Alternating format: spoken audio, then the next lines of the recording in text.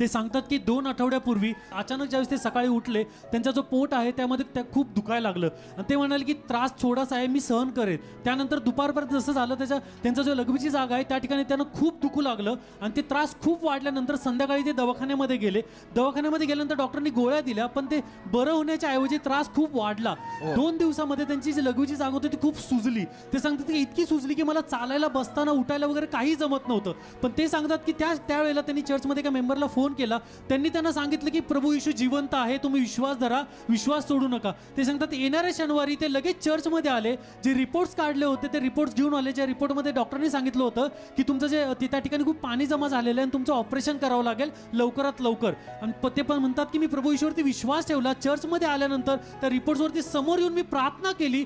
परमेश्वराने मला आरोग्य द्यायला सुरुवात केलं. पूर्ण आठवड्यामध्ये परमेश्वराने मला आरोग्य दिलं.